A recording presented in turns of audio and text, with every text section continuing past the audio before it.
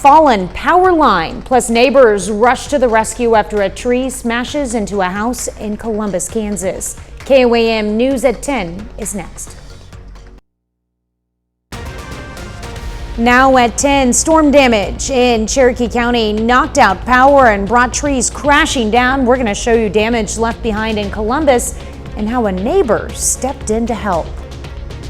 An ethics complaint filed against the mayor of Carl Junction is set to be discussed by City Council. I'm Samantha Walker, and I'll have that story coming up. And we'll take you to Jasper County's annual Law Officer Memorial Service and show you how local agencies paid tribute to fallen heroes. The 4 states' most watched news starts now.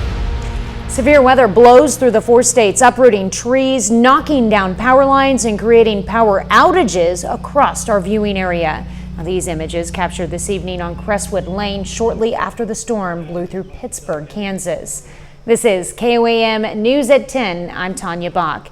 Now, one Pittsburgh man says he was caught in the storm. He says he was working, delivering food to a residence near the Four Oaks golf course when the weather became severe. He was in his car when power lines began to fall around him, and one line was hanging off his passenger mirror, and he had to wait for Evergy to come cut power. I came around and I passed this pole and it wasn't coming down, but this next one back here was like 100 foot in front of me, and I saw it come down, so I stopped, and the lines just fell over the top of me. I've got one little scratch on my car, and that's it. Crews blocked the roadway where the lines were down, and crews were working in the area following the storm to help clear the roadway and restore power. Chief Meteorologist Doug Heddy, he's been tracking the weather all day and joins us now with a first look. Yeah, definitely a crazy afternoon, crazy evening. A lot of severe weather across the region. In fact, every single county that you see highlighted here had a severe thunderstorm warning at some point. We also had 5 tornado warnings, but overall, if you look at the dynamics that we had this afternoon, this storm system kind of underperformed a little bit on the tornado side, which is perfectly fine. Not on the rain side. Look at all the flash flooding that we have across the region. Look at all the storm reports. These are all wind reports. A few of these are going to be tornado reports, especially once you get up into Vernon County. A lot of wind, a lot of power lines down, a lot of people still without power across the region, plus the very, very heavy amounts of rain. All right, severe weather now working through central Arkansas, south central Missouri, eastern Missouri. That's where all the severe weather is going to be for tonight. We still have rain, we still have thunder, we still have lightning, we have this upper level wave heading toward us. We can't rule out a random severe thunderstorm tonight, especially after midnight, but tornado threat is pretty much gone, which is always good news. So if you are concerned about going to sleep, go ahead and go to sleep. But yeah, there's going to be rumbles of thunder out there and a few little stronger storms, but I'm not overly concerned by this whatsoever. Couple little thunderstorms, Yates Center down towards Chanute, a couple little guys, one near Columbus, a few popping up, a little stronger one near Veneta, but overall, these are a lot calmer than what we had earlier today. What about the rest of the week? We'll look at that here in a bit. All right, thanks, Doug. Well, Cherokee County received quite a bit of damage as well, with power lines and trees coming down. The strong winds uprooted numerous large trees in Columbus, some blocking roads.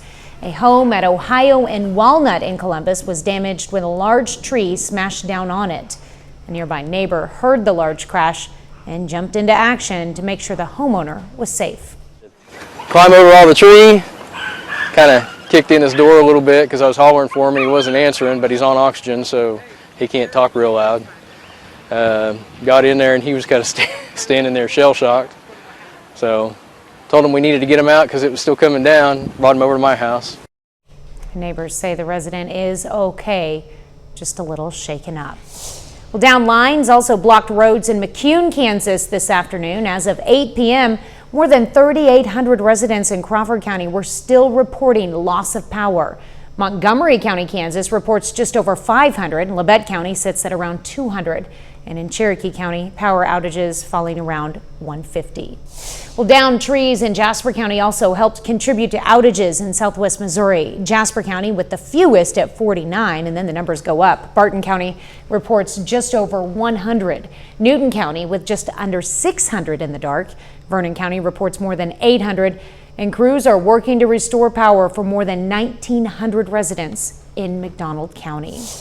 Well, storms reached into Joplin as well, and this damage you're looking at happened about 6 o'clock tonight.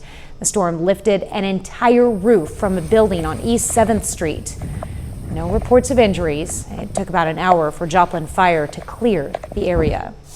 Well, today's storm followed on the path of deadly weekend storms. Missouri Senator Josh Hawley responded to the damage in St. Louis by calling on insurance companies to quickly pay out claims to those who have been injured or sustained damages as a result of the weather. He also called on the federal government to do its part with recovery efforts. Now the federal government needs to do its part and the insurance companies need to do their part. So there's a lot of work to do. There's a lot of rebuilding to do. But these are beautiful neighborhoods, beautiful communities, and the history here is extraordinary. As I was walking these streets, just talking to residents, talking about their grandmother lived here. They raised their children here. One family said they'd been here for 80 years. You know, those are that kind of community. You can't find that anywhere else. We don't want to see that lost. We want to see it rebuilt. And there's a lot of work to do on that beginning ASAP.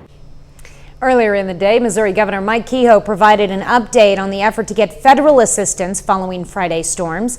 He said he requested President Trump issue a federal emergency declaration, which would give Missouri $5 million in immediate funding. He's also pursuing a major disaster declaration to reimburse local governments for emergency storm response and provide assistance to individual storm victims.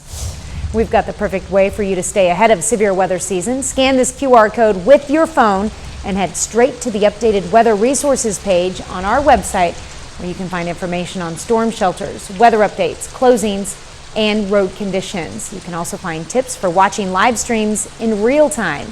The weather resource page on KOAMnewsnow.com.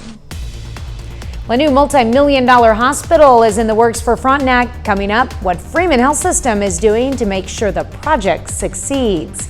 But up first, we've got some advice from medical experts on how to keep your kids safe and healthy as the temperatures rise. An ethics complaint is filed against the mayor of Carl Junction by a city council member. It's in connection to comments he allegedly made about female city employees. KOAM's Samantha Walker has the details.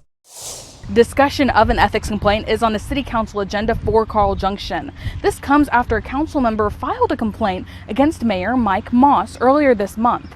Moss was recently elected mayor in April of this year.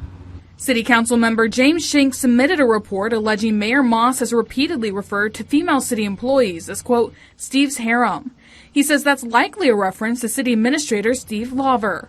Schenck informed Lawver of these comments, saying Moss was likely making the comment to disparage the city administrator's character. In his complaint, Schenck says Moss made the Steve's harem comment both before and after he was elected. The city councilman says he hopes the comment was just a slip-up, but sees it leading to situations causing a, quote, hostile work environment to rear its head if these types of comments are allowed to circulate. Schenck adds the situation could negatively affect the city and erode faith in city officials. Reporting in Carl Junction, Samantha Walker, KOAM News. KOAM reached out to Moss for comment and has not yet heard back. The ethics complaint is set to be acknowledged by City Council at a meeting tomorrow night at 7 p.m. Well, surrounding National Peace Officer Memorial Week, the Jasper County Sheriff's Office holds its annual Law Officer Memorial Service at the Jasper County Courthouse. Police agencies from around the county came together today with Sheriff Randy Kaiser to read the names of those who've fallen in the line of duty, going back to the late 1800s when the county was formed. There is a permanent memorial on the wall in the West Hall that holds the images and names of those who have died serving Jasper County. These are men that have made the ultimate sacrifice, and I think it's incumbent upon us to make sure that we remember that sacrifice. And by meeting like this, saying their names, memorializing their service, I think is important for our community. After the service, everyone who attended was invited to the sheriff's office to enjoy a cookout. Well, Freeman Health System launches a comprehensive feasibility study in connection with its proposed Frontenac site. The 55-acre site will play host to a $168 million hospital. The study will focus on both the development and long-term success of the hospital, including market dynamics, consumer demand, construction cost, and operational sustainability. The project is currently in its initial phase, which includes site, utilities, and roadways. The news of the study came as a surprise to the city's mayor, who says Freeman leadership has consistently reaffirmed their commitment to the project over the past year. He goes on to say the city of Frontenac has remained fully committed to supporting the project, from infrastructure planning to permitting, to help ensure the hospital's success. Well, as temperatures rise, so do the risks that come with hot, humid days, especially for children. KOAM's Lonnie Walton spoke with a pediatrician about how you can keep your child healthy this summer. We went out west camping a lot. They hiked. Debbie Miller is a grandmother from Joplin. She's raised her kids and they're healthy. She says she took the proper measures to keep them safe. Yes, always sunscreen and hats are important, especially now with ozone. I also met a grandfather and son who use it. Make sure you use 2 fingers for every part of your body.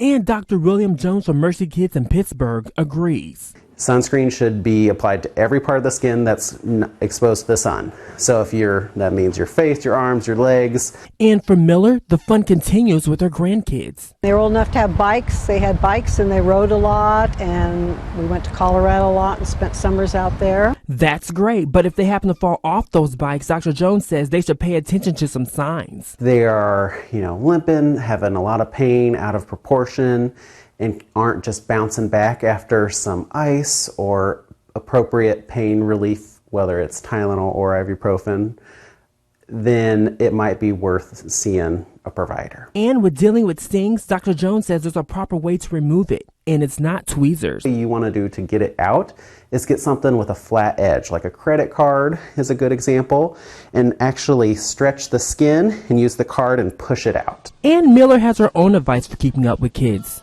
Eat well. I'm Lonnie Walton, KOAM News. Dr. Jones says if your child is allergic to bee stings, then it's best to seek medical attention immediately. Well, still to come, Parsons High School gets to celebrate a title. John Dales has more in this love match coming up in sports.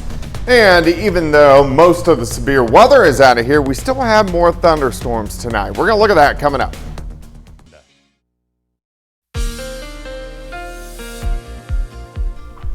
Well, wild Monday for us today. In fact, kind of a wild weekend as well. We had scattered thunderstorms on Saturday. We didn't have to deal with anything severe. A little bit severe yesterday, but overall, those afternoon storms kind of overworked our atmosphere a bit. Today, we kind of got overworked a little bit again with our second and third band that pushed through this big monster during the afternoon. But all the severe weather now, or at least most of it, is kind of southeastern Oklahoma, right through west central Arkansas, up into south central Missouri, and then kind of east of Lebanon, so near Rolla, up towards St. Louis. That's where the bigger severe weather is going to be for the rest of the night. Now, if we go back toward the west, our drought line's still right through here, and our cold front is sliding in now. So we have this upper level wave, and we're going to get more thunderstorms tonight. We may get 1 or 2 severe thunderstorms. They would be lower grade severe thunderstorms, but that bigger threat, that is pretty much out of here as we go through the rest of the night. Here's that big upper level low that is turning across the northern plains, causing us the showers and thunderstorms. All right, so let's zoom in. So still pretty good rain, some thunder, some lightning out across southwest Missouri, nothing severe. Heading into Arkansas, also nothing severe. On the Oklahoma side, a little stronger storm. This is a strong thunderstorm, eastern Craig County into Ottawa County, kind of up through Cherokee County. I just heard some thunder here at the station. So these are stronger, most likely won't be severe, but they are stronger. And then we have a few stronger storms too once you get towards Chanute, Iola, and then up toward Yates Center. So a little closer look. Here's Ottawa County, this one moving out of Bonita. There is some thunder, there is some lightning, there is some heavy amounts of rain. But again, overall, not super strong. Also, you got some red popping up in eastern parts of Cherokee County. And then besides that, this storm up near Chanute, there's a little guy north of Parsons. This guy's a little stronger near Chanute, but overall, not a whole bunch. But yes, we're going to have more thunderstorms tonight. Yes, it's going to be a loud night at times, and I wouldn't be surprised after midnight see these guys popping up if we have a few strong ones that try to push in. But overall, the bigger severe threat has now started to calm down.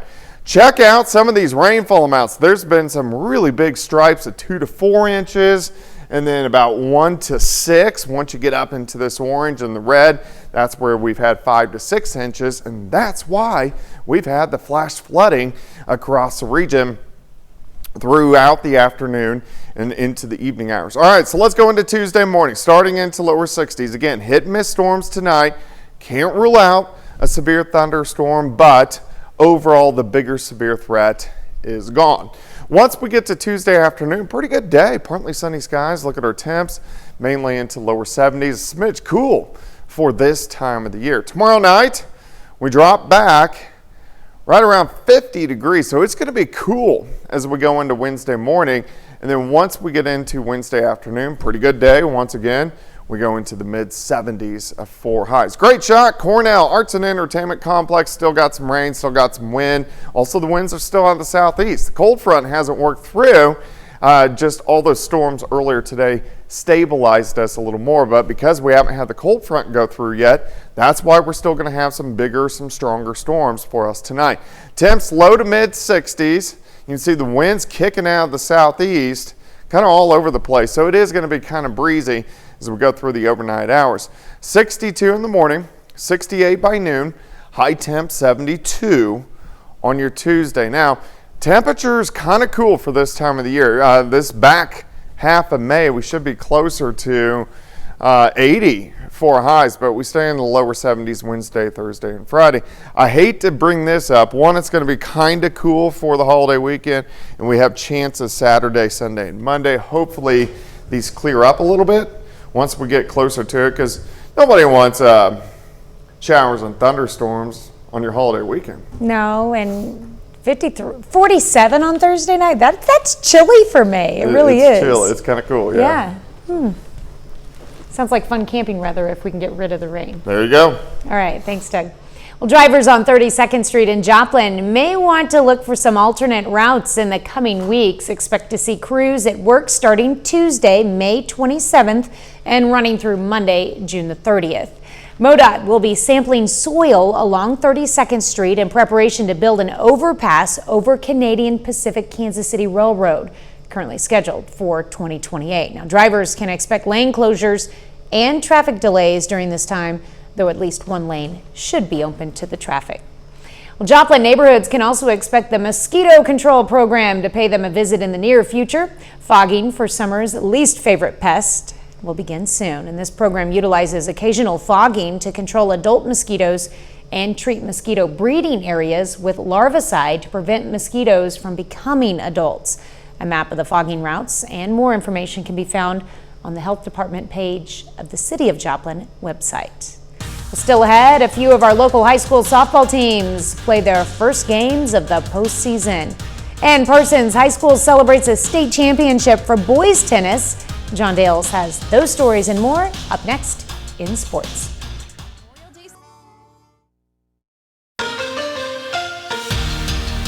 It's an exciting time of year for high school baseball and softball. The regular season is done for all of our local teams, and that means the playoffs are here. Most of the games in our area get pushed to tomorrow because of the weather, but a few do get played. Up in Burlington, Neodesha High School softball has its season come to a close. The ladies' streaks fall to the Wildcats 21-0 in the regional quarterfinal this afternoon. Elsewhere in that same regional, Iola faces Anderson County and Humboldt plays against Prairie View. Not much of a surprise, they each get caught in a weather delay. The Cubs trail the Buffaloes 7-3 at the end of the second inning. That game in Humboldt, it will be resumed tomorrow at noon, so no, that's not a final score. Meanwhile, the Mustangs beat the Bulldogs 7-0. Now, because 5 innings get completed before the weather, that score goes final. Meanwhile, down in Arizona, Crowder College softball plays its first game at the NJCAA World Series, and the Rough Riders take care of business in their tournament opener. They beat McCook 4-2, and Crowder stays in the winner's bracket for this double elimination tournament and will face the #1 seed Florida Southwestern tomorrow. Over the weekend, the Kansas Boys High School Tennis State Championships take place, and one of our local schools brings home some major hardware. That's because on Saturday, Parsons Boys High School Tennis celebrates a team state championship. The Vikings tie with Winfield for first place in Class 4A, each of them scoring 29 points at the state finals. Viking junior Wyatt Schultz finishes as the state runner-up in singles, and then two pairs of doubles partners finish top 10 for Parsons. That's Connor Barkis and Cole Kennett. They take 7th, and then Davian Holman and Mason Morris finish in 8th place. In Major League Baseball, the Cardinals took 2 out of 3 against the Royals in Kansas City over the weekend. That wraps up a very successful road trip for the Redbirds. They went 7-2, and they earned series victories over the Phillies and Nationals as well. Tonight, the Cardinals are back in St. Louis. They play host to the Tigers. That game goes final just at the top of the hour, and they win it 11-4. Sonny Gray earns the win on the mound. He throws 6 innings, striking out 10, and he didn't allow a single run to score. Brendan Donovan goes 3 for 5 at the plate while scoring 2 runs and picking up 1 RBI. The Royals definitely like to see that result. They'll take any help they can get in chasing down the Tigers, who are in first place in the AL Central. Tonight, they're out in San Francisco, beginning a 3-game set against the Giants. Late start to that one, and as we come on the air, they're still scoreless in the 7th. Kansas City starting pitcher Chris Bubich has allowed just 1 hit so far. That's it for sports. We're back right after this. All right, final check of the weather. Yeah, we still have thunderstorms tonight. It's going to be a little bit of a loud night. Most of these will behave. Can't rule out a random severe storm, especially after midnight. But the big tornado threat is gone. Some morning showers tomorrow. Kind of cool for May, but not bad. High 72. And the big question, can people go to bed? Hey, you can go to bed anytime you want. There you go. All right, John. Leavitt County High School names Bradley Argabright the interim head football coach. He's familiar to the area. He won a national championship with Pitt State in 2011. All right, thanks, John. Well, thank you for watching. We will see you tomorrow. Have a great evening and an even better Wednesday.